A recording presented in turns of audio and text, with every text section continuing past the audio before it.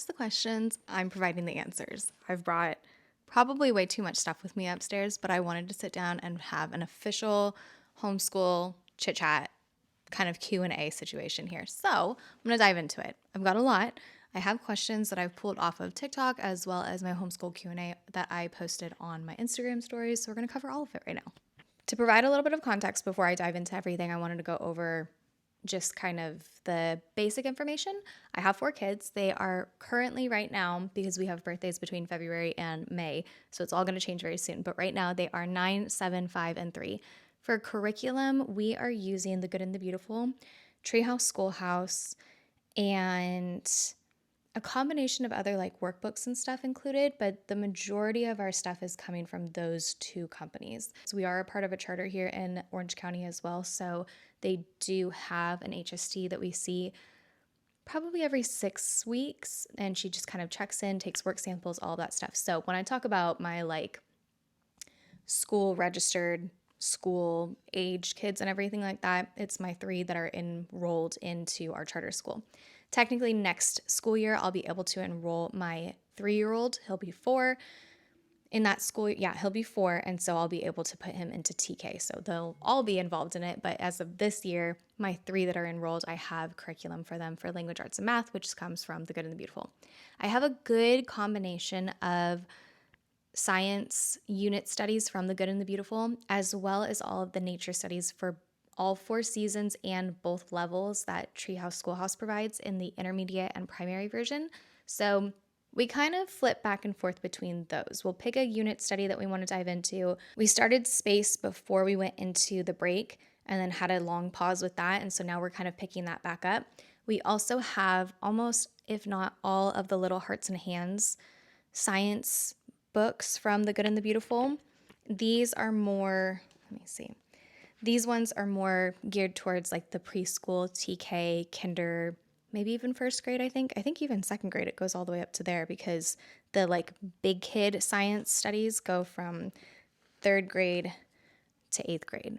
So I think the Little Hearts and Hands is geared all the way from preschool to probably 2nd grade. You can get away with that. So I have all of these. I use those for my littles. I have a few of these unit studies from The Good and the Beautiful for my older kids. And then we have, let me see, our Treehouse Nature Studies, like I said, all 4 seasons, both levels, the intermediate and the primary version. That's going to cover our science. And then for history, we were using Beautiful Feet books, Early American History, and it's beautiful. And I absolutely wanted to love it, but it just wasn't working. It's too kind of like open to yourselves and free, and I need structure.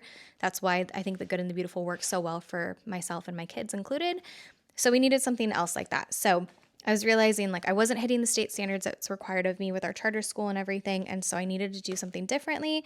And The Good and the Beautiful released their History 1 and 2 in this last year in 2025. And so where is my course book? Here we go. So I got the History 2 from them, and I ordered History 1. So we're going to start here because you start at the beginning with History 1. It'll go all the way to History 4. They made some announcement about it recently on their YouTube video, maybe like a week or 2 ago. And they're talking a little bit more about when History 3 and 4 will be released. So this should get us through the rest of the school year and probably through the summer, and then we can start History 2 come next school year. But this is what we're using. Technically, does it cover state standards of what I need to be hitting for my kids? No, but because I have been so back and forth with history for the last few years with my kids, I also didn't cover all the things that I was supposed to be covering for the last few years. So we're making up for lost time. We're doing this, and then I am supplementing with some very easy 180 days of social studies workbooks for my 3rd grader and my kindergartner with books like these. And then I bought a California unit study type thing to cover the state standards for my 4th grader. The last thing that I didn't cover with all of this that goes to my preschooler is we are using, I don't know if you can really see that all that well, Story School Preschool from Treehouse Schoolhouse. I believe that this covers the main core curriculum that we use. Like I said before, there's a lot of workbooks and other things that we do supplementally. I don't know if that's a real word, but we use to supplement properly. And that is stuff that I can cover at another time if you have questions about that stuff, more of like the details of like the independent work that I have my big kids do and everything.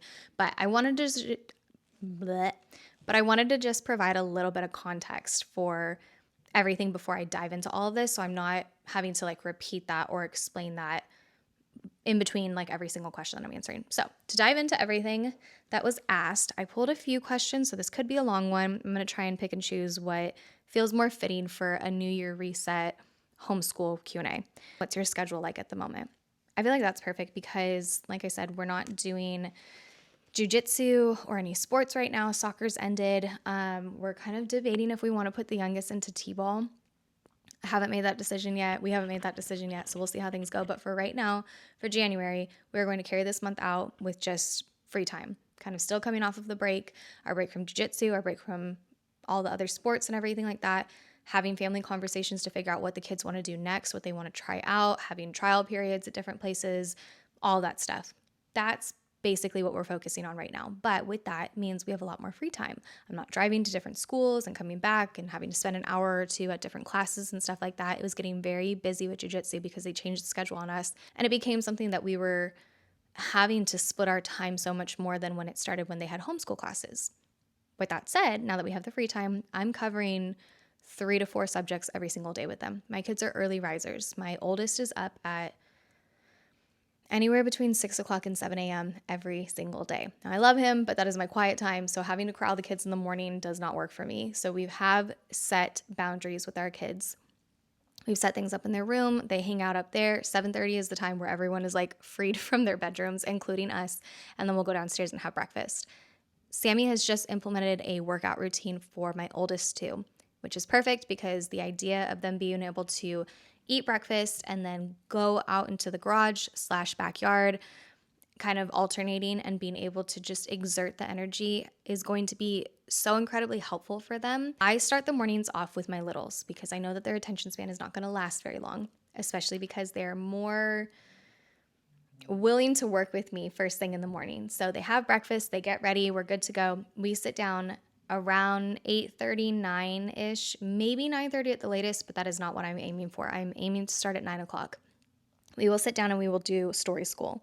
Now, my youngest does this with me, but my kindergartner does also. If you go onto Treehouse Schoolhouse's website, you'll see a blog post that Lindsay wrote that kind of explains how you can incorporate this into something that works for a kindergartner as well. Honestly, I'm not going that extra mile with my 5-year-old. I am just letting him sit and participate because he likes stories, he likes the hands-on activities, and he loves his baby brother. They like hanging out together. I feel like it just makes the like preschool vibes feel that more fun to have a buddy with him and everything.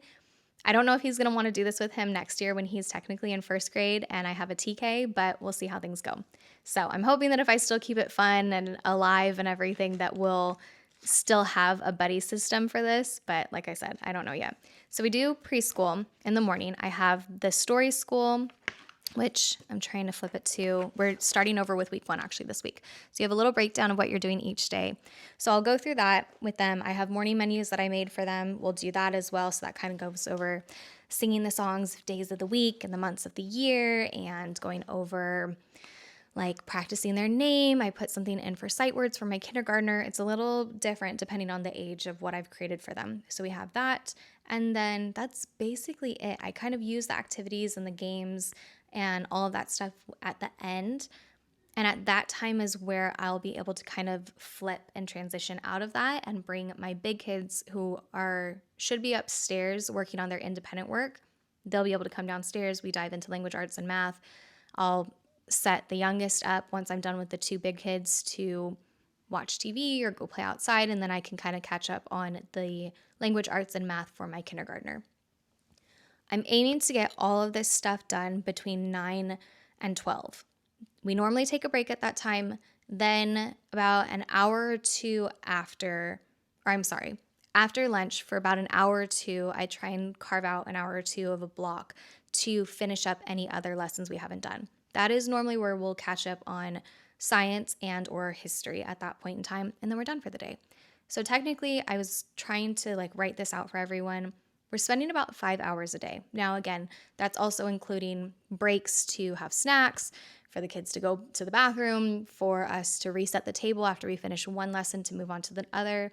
So it's not like we're just consistently sitting down and just chugging away at this stuff. It is 5 hours of just chaos and getting schoolwork done at the same time. So that's a little bit of what our schedule looks like right now. That's what it has looked like for quite some time. I know a lot of people like to emphasize that homeschooling is one of those things that you really don't have to spend a lot of time doing it. And that's true, you don't. But I don't think that that's something that I want to focus on, or to be the end goal for me, is to just try and get this done as quickly as possible. I'm very lucky and I'm very blessed to be able to stay at home with them. It is my job. It is my priority to be able to sit down and teach them. I'm not trying to rush through it. I don't actually mind taking our time. At the end of the day, it becomes something where I feel like they have so much free time when I just kind of push through everything that they become chaotic and they're fighting and everything. They enjoy the structure so much, and so do I, that they're proud of their work and we get to spend time together, and it is that quality time that we all love and enjoy. And so I'm not too focused on trying to shorten the days. I know some people ask, and I'm never entirely sure of like what's the motive that they're taking with that, or how they're leaning in towards it when they ask that question. But I just want to clarify that like I am not the type of person that's trying to shorten my days any more than it already is. I have a capacity, so I definitely like have to limit it to what we can do in a day, because there are just certain days where I get overstimulated by all the chaos of having 4 kids and the questions and everything else. And when they get frustrated and we all just need to kind of tap out and take a break, we can't do this like sun up to sundown. But spending time together and taking the time, 5 hours for 4 kids, I actually don't think that that's too much work for all of us combined. Next thing, one thing that I actually promised that I would do is do reviews of History 1 and Story School from Treehouse. So History 1 is from The Good and the Beautiful. If you didn't catch that when I was showing it before, I know I kind of flipped through this very quickly, but I'm going to go over this first and kind of explain some stuff because it's a little bit newer, and I don't think I've even seen a lot of people really dive into this. History is a touchy subject. I've realized that a lot of homeschool moms are very particular about what they want to use for history. Entirely understandable. People, from what I've seen, are looking for curriculum that's going to tell the truth, ultimately, right? And I will say the one thing that's probably going to steer a lot of people away, but if you know anything about The Good and the Beautiful, you know that it is religious curriculum. You're going to know that, or you need to know that, like, this is going to cover the Bible. The first few lessons are straight out of the Bible, just to kind of show you a little bit of see, there's the light. It's following me. We have all of this in here. This is a breakdown of all of the lessons. I'm going to read it for you because I'm not going to try and hold the mic and this at the same time. Unit 1 is going to cover ancient history. It's basically just a walkthrough from creation all the way to Egypt in 600 BC to modern day. Unit 2 is going to be the Middle Ages and the Renaissance, ancient Britain, the spread of Christianity. You're going over Joan of Arc, the Black Death, the Renaissance, the Scientific Revolution. That's all Unit 2. Unit 3, you're going over the French and Indian War through the Revolutionary War. And here, you're going to talk about young George Washington, the French and Indian War, reasons for a revolution. I'm just reading some of the titles of the lessons. You're going over Valley Forge and the alliance with France. You have some obviously significant people that they're covering in here as well. Thomas Jefferson, the First Continental Congress and the start of the Revolutionary War, the Boston Tea Party, the end of the Revolutionary War, the Articles of Confederation, all that. Then we finish with Unit 4, the Victorian era, the history of flight, and the Cold War. The global missionary movement, the Victorian era, the Cold War, the space race, and then the last lesson of this is the fall of communism. So that covers everything that is going to be like the lessons and what History 1 will cover. And then obviously History 2 through 4 is going to be covering different eras and stuff. Let me move the blinds so I don't have all of this in my face. Hold on. Let me try and clip this on here too. So if it looks wonky or whatever, don't judge me. I'm trying to still talk to you and be heard. Okay. I clipped my mic on here so it's not distracting and it's out of sight, but hopefully you can hear. You have the course book, you have your maps and images, and then you have your Student Explorer kind of workbooks for the kids. The other two things, oh no, and I'm sorry, one more. The big book of history stories is also specific to year 1. So that is everything. The only thing, I didn't bring it upstairs, but you have your timeline book. This is basically for the kids. There's little like stickers at the back of the book, and you will have different timelines, and at different lessons, it'll prompt them to take the stickers out and put them on the spot. We're on lesson 8 so far, and there's only technically 2 stickers that we've put on at this point. So it's gonna go through, we're starting at the beginning of creation, and this book should finish, where are we at? History 4, the last sticker looks like it's going to be 9/11. Yeah. Everything else back here is just glossary references and then your stickers and all of that. So there's 111 stickers that are on here. But you can kind of see, like, based off of those lights, colors. You have yellow over here, blue over here. It's breaking up the different like school years or the years for the history 1 through 4. So this is what you need for all 4 years. The rest of it is going to be per year that you're diving into. So you have the course book that's going to prompt you through all of the lessons. That's what you're going to need as the instructor, teacher. You're going to read that to the kids. It goes into very good detail, but like I said, I'm just reading this to the kids. The little yellow boxes are references of what other books you're going to need on hand, and then items you might need for any type of like activity or craft you're going to do. It breaks them up into different little like sections and topics that you're talking about, and anything in bold with the little icons next to it will kind of reference of what book you're going to pull out, what page you're going to go to, what you're going to show them, and a little prompt to read to them as well. This is, I mean, if you just look at, ooh, the lights. Dang, dude, you're not gonna be able to see any of this. Okay, I'll do a little bit of a flip through to show you what it looks like a little bit more clearly than just this, so that I'm not gonna blind myself. So you have that, you have some stories. Some of them are going to be like entirely fictional. Others are going to be stories based off of significant figures, historical figures in time. The Student Explorer books, you might be able to see a little bit more. Some of them are things where you'll cut some stuff out. Some of them are activities. Some of them are just fill in the blanks, draw lines, all of that. But this is what my kids are using in every, or just about every lesson. But you'll need one of these per child. Like I showed you with the timeline, you have that, you have your maps and images, and then there are time tunnel flashcards. We haven't used that yet, so I haven't even opened the box, so I figured it's not worth bringing up right now to kind of flip through it because I don't know what we're using it for. But that covers everything with History 1. Opinion and review, I love it. In comparison to the other stuff that we have used in the past, I need to close these blinds, hold on. In my humble opinion, a review of History 1, I personally am loving it. I love the biblical references to it. I love just the ease of being able to open and go as a mom of 4 with a lot of chaos going on in the background. I actually really appreciate how easy they've made it to be able to just open and teach. They've also made it very engaging for my kids. My kids were not interested when we were using Beautiful Feet. I had grabbed the Tuttle Twins history curriculum, but I felt like I had no preface to history with my kids prior to using that. And it was a lot of stories that we were reading. Like they were telling history through a fictional narrative, and it's cool. And I think we'll be able to progress to that someday, but I needed to give them a foundation and I didn't have that. And I feel like this is absolutely doing that job. I can see us using this years 1 through 4. My kids, yeah, just the difference between how they were with Beautiful Feet and other things that we've used in the past in comparison to this.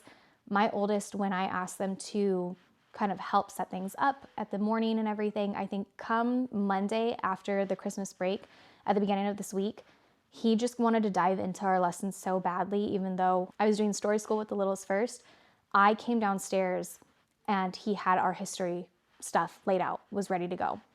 That to me just really like emphasized how much of a difference this curriculum has made in comparison to what we were doing before. So I'm sticking with it. I love it. I haven't come across anything so far where it's like narrating history in a different perspective to make it sound like things were a lot better than they were. It doesn't feel like it's hiding anything. And I will say that if we get to those points where it feels like that, I will be honest about it, and I will probably continue to use it unless it's giving like full lies and stuff like that.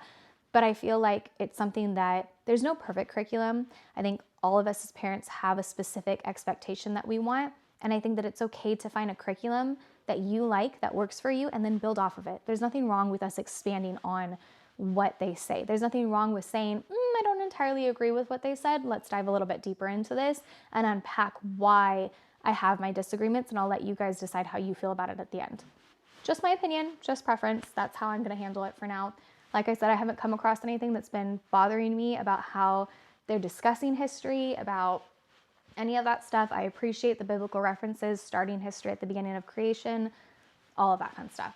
So that is my review of History 1.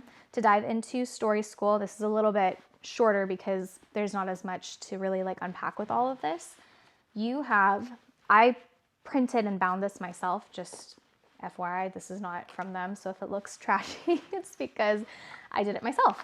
So you're going to have your scope and sequence. This page will go through more of the entire year. So this is weeks 1 through 10. You have the story that you're going to be using, the themes that it's going to cover, the alphabet, letters or more like recognition in the beginning, and then math, what you're going to be doing there. Then it'll go through for the other few weeks and everything. This is a little preview of week 1. The one thing that I love about Treehouse is that I'm pretty sure for Story School included, as well as the nature studies and everything else, more often than not, you can go in and download a free week. So you can see all of this firsthand. You can try out a week with your kids, see if it works, see if you like the rhythm of it and everything, and then make your decision. So it's not like you have to buy this without knowing what they offer. So this is week 1. Like I said, we're starting over. We started over at the beginning of this week, so we're doing week 1 right now. They have the book, you have your learning themes, music and movement. This is kind of like a breakdown of everything in a little bit more detail. And then you have your preparations of things, like a list of things you'd want to get together for the week, as well as the book basket is just more books that you could get on top of the story that you're reading for the week. To be honest, this is not something I have time for, and most of the time my library doesn't have all of these books. So the book basket, because I already have books for science if we're doing nature studies, and I just have so many books in our house as it is, I don't really feel compelled to grab any more books than what we already have. This is your kind of planner for the week, your breakdown of everything. So this will give you Monday through Friday, tell you what you're going to do. This is nice because this is structured the same way as what you would see in their nature studies. And then you have the like lyrics and breakdown for the hand rhyme. And then this is more of a breakdown for each day in details of what you're going to do for week 1, day 1, week 1, day 2, week 1, day 3, week 1, day 4. So to give you a little bit, just very quickly to run through things, we'll go through week 1, day 3. Music and movement, lead your child in the week's hand rhyme. The bears went over the mountain. You can find the video for this, so you don't have to figure it out yourself if you want them to just watch. I do this. I put it on YouTube, I let them watch it, I tap out for a minute when I swap over laundry or whatever. It's a good little break for a second while I finish setting up other activities or whatever. Enjoy dancing, singing, and playing instruments along with the songs in this week's playlist. The playlist can be found on Spotify. They make everything very easy to access. You've got links in here. It's very easy to just search entirely too. Story time, read aloud Blueberries for Sal, using the storytelling basket to act out the story together. They have cutouts. A lot of people at the beginning when Story School first released were like, how the heck am I going to store this? I'm going to show you what I decided on. I got this. I'm going to be honest. I still have not finished cutting everything out because I started over as well. I don't feel bad about it. I have, I believe, weeks, like 4 weeks at a time in each pocket. Now my goal was to go through, and when I cut them out, I cut out the title at the top of the page. So they look like this when you first print them out. So you have the title at the top and then the images that you're going to be using. So I cut the title out, and then I'm gonna get like a paper clip or something, and then I will go through, and all the pieces that match with it, I will clip them together. Whoops, I think that's it. I'm missing a person. So I'm gonna clip them all together so then that way it's a little bit easier and less running around like I'm doing right now, trying to find a little person and whatnot. But if you want to, you can use these for your retelling. It just adds to it. I give these to the kids to hold while I'm reading the stories and stuff. It's just a little fun add-on. If you don't want to cut these out, it's not going to make or break your experience with Story School. And I promise your kids are not going to fail at anything because of it either. So that is how I'm storing things in my little home with my breakdown of everything. There's other prompts where you could be more extra. I gotta be honest though, I was very extra. I was very aesthetic. I was very obsessed with all of the things when it came to starting off homeschooling because that's what I was seeing online. I thought I had to do that in order to be a good homeschool mom. I don't do that stuff anymore. Not entirely. I still like to add fun to it. I still like to have lots of books on hand for my kids because they love books, but trying to do all the things all the time doesn't happen anymore. Thankfully, they're older, so my older kids don't really need it, but in the few times that I do it, they get really excited. So I alternate. But with stuff like this and Story School, I could, but it also really drives me to want to buy all of the things, and I'm on my last preschooler. And as sad as that is, I don't need all of this stuff for much longer. So I don't feel like I need to buy the puppets and the little figurines and the felt animal dolls, whatever things and stuff. So just don't feel like when you see the people that are advertising for these businesses with the extra add-ons and stuff, myself included, that we have, that you need to have those things. I feel really guilty when people come to me and they're like, oh my gosh, I have to have this. And I'm like, you don't. I mean, I used it, it's cute, but I use it because I already paid for it and I have it on hand. There's a lot that you can do with household items, and I love that Lindsay includes that in here. It's a lot of things that you normally typically have around the house already. So even the way that she formatted this is not to drive you to feel like you need to spend hundreds of dollars on other outside materials versus what you just have at home. Normally we have blueberries in the fridge. You're gonna have, activities where you're using the blueberries, where you're teaching them how to wash the blueberries. There's a recipe in here for making blueberry jam. On Friday is your tea party day where you'll be able to go through and, where the heck is the schedule? Your read aloud tea party, and then they give you a recipe for, let me see, blueberry crumble. So you get to make something with them. But again, it's just like, you don't have to do all of these things. I love Treehouse. I absolutely love Lindsay, as I've been able to connect with a lot of their members from their staff and everything over the years of working alongside of them and collaborating with them and just talking to Lindsay through Instagram and DMs and all of that stuff. I love her heart. I feel like she's truly a genuine and loving, kind person. And so being able to support something and knowing that all of this stuff is coming from her and her ideas and other people that she believes in and she feels like she trusts with sharing their content through her platform, I'm always a big supporter. I don't blindly buy things. I do try and take my time to research it and see if this is going to be a good fit for me. But when she announced that Story School was coming out, I had been looking for a different alternative to preschool stuff because that is one of the only things that I don't prefer from The Good and the Beautiful. The preschool curriculum is just not, it's not at the pace for my boys. My daughter could have inhaled anything, but I didn't buy the preschool curriculum when she was little. I just jumped straight into the TK because I think she was at that age where she was already advanced enough at that point that it felt like a waste of money. But my boys, it just never stuck. Story School has been incredible. It's more hands-on. I feel like it works for boys, especially the hyper and just crazy ones. It's good. So I love Story School. I love History 1. Those are the two things that I said I was going to review. I think that covers it for both of those. I know I yapped a lot about those few things, so I'm going to try and keep it short. If you have any other questions, I'm trying to be more consistent with dropping Q&A boxes on Instagram so I can answer easier questions on there as well, but I wanted to go downstairs before the sun goes down to be able to show you a little bit more of my organization instead of trying to talk through it, because that was one thing I said I was going to cover. The last thing that I feel like I get a lot of questions about is planning. Where do you find the time to plan? How do you prep all of this stuff? I want to cover that. So first, I use this planner from School Nest. I love School Nest. Actually, to be honest, I got a package from them. I felt like I didn't want to open it or do anything with it until we got back into our school rhythm, because I felt like it kind of like took the excitement away and everything. So I'm gonna do a little share with you on that of everything that she sent over for my first little session of being like a collaborator affiliate with them. So I have a little bit of washi tape. One thing that she released, I have these little sticker sheets. I have a sticker, which I love.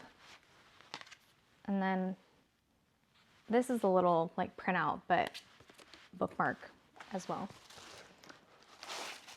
This is her new release. I wanted to bring this out specifically. This is why I'm diving into it, because I'm a lefty, and I feel like if I ever get over the homeschool planner days of the binding and, you know, just how difficult it is for me to write into literally anything, this notepad is going to be a game changer. So this is a little bit of a preview of how you can, oh, I don't want to take it off. It's okay. I'm going to open it for you guys. She has kind of an example sheet on the front, so I'm just going to hold that for you to look at for a second. So you can highlight your week, write your name. It's very similar to like what the planner looks like inside here, kind of, if you were going to make it a one page, but that is your blank version. Honestly, she sold out of these once she announced that this was up and people got to see it. You've got a good amount of sheets that come with it as well, but I feel like this is a game changer for people, especially lefties. She sent over a few more things. I have another homeschool planner for next year, so I'm so glad that I don't have to order one come the next school year. I have a biography notebook. This is a newer edition for her as well, which I feel like is cool. I might get another one of these for the kids when we just touch on specific people in our history one, just for a little bit more notebooking and diving deeper into the studies of certain people. So that's a little example of what you can do with the pages, but this is what it's going to look like in a blank format. Like that. And then I have a beautiful, simple notebook. So I am a School Nest fanatic. She has converted me. I was just using her planners, and then I started diving into more of the notebooks that she had on hand, and now I think I have one of everything that she sells. So definitely recommend checking her out, especially if you're looking for a simple planner. I think I've talked about this before on TikTok at least, that I used to buy all of the super expensive planners, and it still never covered everything that I wanted, but it also included a lot of sheets and stuff that I wasn't using. And I felt like it was a waste. This, I think, is $30. I don't know, I need to double check. If you get it through her website versus Amazon, it's a little bit more expensive because you have to consider the shipping and everything, but you can get these on Amazon too. So that is that. But to give you a little breakdown, I got these tabs that I added to it to be able to reference the different months throughout the year, because all of your months are going to be at the beginning. So just to give you like a blank 2-page month setup, and then on the next page you have your little plan and, is that reflect or review? Reflect. So you have all of that at the beginning. I have some blank tabs at the very front, and those are for my like list and plans of like our curriculum. I have that laid out. What else do I have in here? We have book lists of things that I would be using for book studies. I have a list of the book studies that I wanted to go through. I have our trackers, so I wrote down the different curriculum that we're using per child, whatever, and then I'll go through. I don't think I'm caught up and everything, but I'll scribble out what lessons we're at, and then I put circles around which lessons are review lessons, so like unit wrap-ups and stuff. There's a lot of other pages in here too where you can kind of write out field trips for the month and stuff. I went through, I shared this on TikTok a while ago, that I put washi tape per week, per month. So each month is a different color and everything. Q4, I was not feeling it. I plan out my stuff on Sundays. I have friends that do reverse planning where they basically at the end of the day will open up their planner and they'll fill in what they do more as like record keeping. For me, it's like I am planning for future Tay to be productive. If I don't set out a schedule and really write out what I'm going to do, I feel like I'm not as productive throughout the week. I'm not as productive throughout the day. When I can sit and be like, okay, I need to do this right now. We need to do this lesson. You have this to do. It's easy for me to delegate to the kids what they need to be working on right now, whether it's with me or without. I'll put in notes of like musical multiplication. That's an app, and multiplication review for my older two. That's something that they can do on their own and practice while I'm doing math lesson with my kindergartner, and so on and so forth. So especially because we are coming up on testing season in March, I have other workbooks that I have for my big kids that are not curriculum, but they're a workbook to practice for more writing and everything.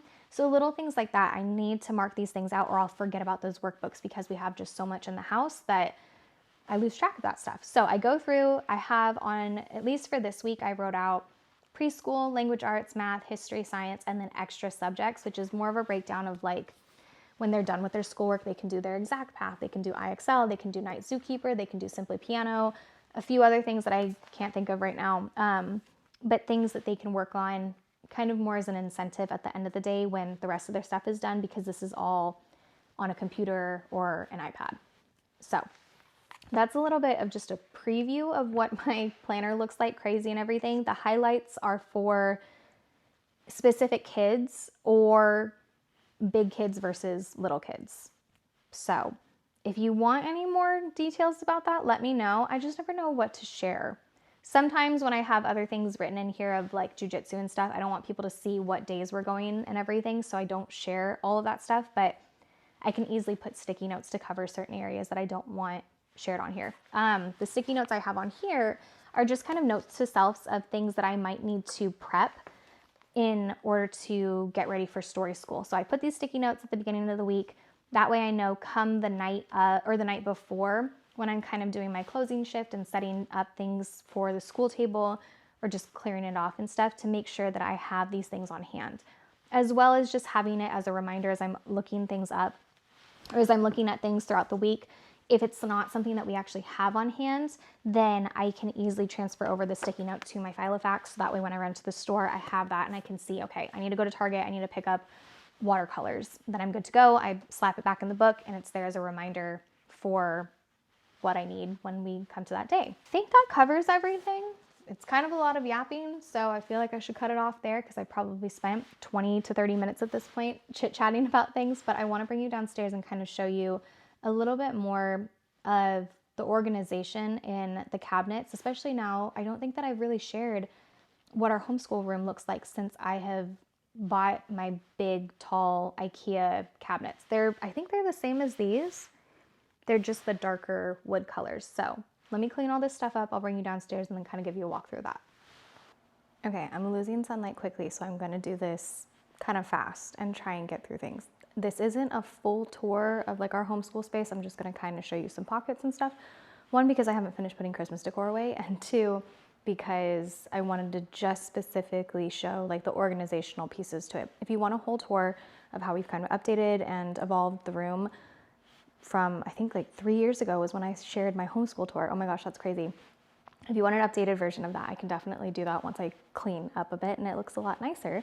But I have some pockets that are organized. There's just certain spaces that aren't clean and I don't want to go through the whole thing, especially when I'm losing daylight. So I'm going to walk you through the organizational pieces and spaces where we keep certain things, and then that'll be it for this vlog.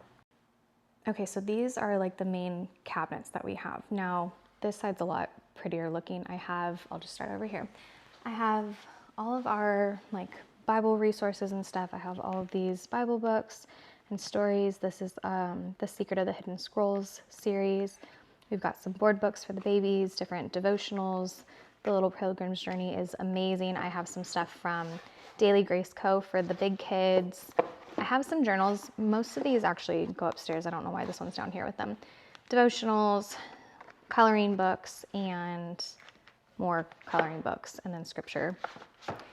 All of this up here is how we organize like our history stuff. Now, technically, I can return all of this stuff because these are the books that we were using with Beautiful Feet. And since I'm not using this anymore, I don't really need all of this. I might keep some of them. I don't want to return everything right away because I'm not entirely sure what might be good books to have on hand in the future, but this was where I was keeping everything. Up here are more of like our chapter books and stuff. I have a lot of Tuttle Twins, Green Ember series, and the Wing Feather, I think is what it's called, books.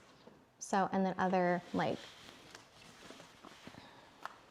documents and replicas of historical pieces that I got with our funds. So I keep these up here for when we get to that time period.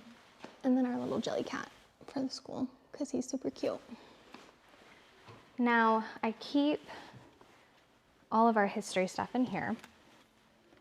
These are other books and stuff that I had on hand when I thought I was gonna have to build on everything else. But we have our American Girl stuff in here, which I haven't touched, but I don't want to get rid of it yet because I'm not entirely sure if I'll use it eventually. But this is History 1, this is History 2 for the future. And then these are all of our, like, I have geography notebooks, timeline notebooks, and then just a history notebook, which we're not really using now because I have these workbooks, but I might find a way to incorporate them because I don't want them to go to waste, and we started using them with our other stuff. So again, I'm gonna hold on to them. And here I have all of the nature study stuff from Treehouse, intermediate and primary. So I have the teacher's guides as well as like all the printed sheets for the morning menus are in here, divided up by seasons. This is what I'm using to kind of collect whatever we're working on, whether it's like drawings that the kids do or any of like the flashcards that we complete, so it's staying safe in here. This is for the space science, so obviously not for Treehouse, but just kind of keeping certain things on hand, just a few of them, until I'm ready to file them away. And then this is all of our science studies. So I have the little hearts and hands stuff. I have some of the like little kids activity workbooks, and then all of these down here are the like big kids unit studies that we'll eventually dive into. So that's everything in here. That's just some extra notebooks down there, so nothing there. Over here, I have more of my like whiteboard markers, dictionary, all sorts of flashcards in here. It's basically just a like photo box. I think I got this from Michael's or Amazon, I can't remember, but they hold most of our flashcards in here. And then these are just won't fit in here. This is our little tech bag, box, basket, whatever you want to call it, for any stuff, Yodos, whatever, chargers, math boxes, and then we have per kid. So this is their like curriculum file folders. So all of my stuff for my kinder is in here, all the stuff for my third graders in here, and then the oldest has his own little cart upstairs where the majority of his curriculum is here. I just keep our math answer key, some workbooks, and that's the old California history stuff. The new one will go in here as well.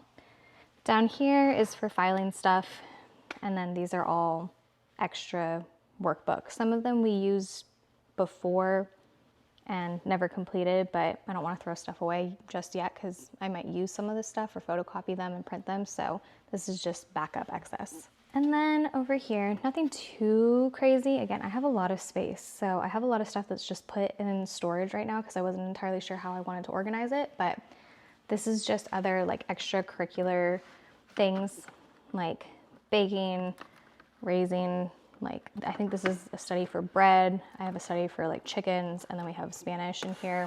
And then these are notebooks, and then these are all of our like watercolor things. And then this is just, we have some Mad Libs in here, and then whatever books we're working on. So we have like booster cards, and then the reader books for my third grader.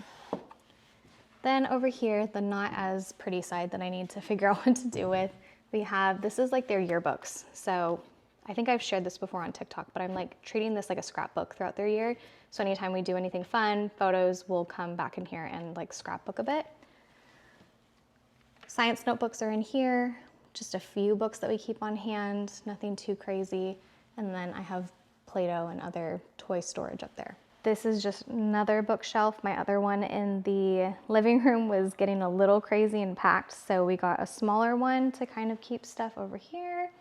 And then this is our little science top. So, like I said before, we're working through the treehouse studies, mainly for my primary, just because it's a little extra for them, an add-on because they like the activities and the drawing and all the fun stuff. So I have our books. This is like our book basket for them here, the teacher's guide here, and then over here is all of our Good and the Beautiful science stuff as well. So we're going through space. So I have that stuff here. I have the little hearts and hands stuff here. And then all of the little workbooks for the big kids, as well as, whoops, the like activity books are back here as well. And then this is the last kind of space that I'll show you for organization and everything. This is mom's cart. Now, when I ask the kids to help clean up and stuff, that's their like dump drawer, so I need to organize that, so ignore that. But mainly up here, I keep our story school stuff because it's too big that if I put it over here, this is all just gonna like flop over. So that stays in here with me. I have any of our like book studies. We need to finish writing our stuff for our book study that we did over Christmas, but I have that in here, some envelopes for other like book report styles, and then I keep my planner in here. All of this, just pens, expo markers for morning menus, rulers, and then like I showed before, this is where I'm keeping all of the little cutouts for story school. We have book, our cutouts for the week, and morning menus over here. All of this I haven't really gone through in a while, so it's a lot of just storage for mainly like preschool play stuff. I have a lot of baskets with like sensory stuff in here. We've got our little like figurines, Play-Doh. I try and swap them out based off of the season as well. I don't think I've touched this since spring though. That's Valentine's Day. So technically we've reached a point where I can just leave this out because we're here again. And then this is like a busy basket. These are literally just like coloring books, worksheets, cutting sheets, all of that stuff. So when they come down in the morning, they need something to do. That's for that. These are my little Velcro schedule cards that go over there for the day, and I'll set that up each day to kind of give them a breakdown of the schedule. We have our different gather mats hung up here and over here.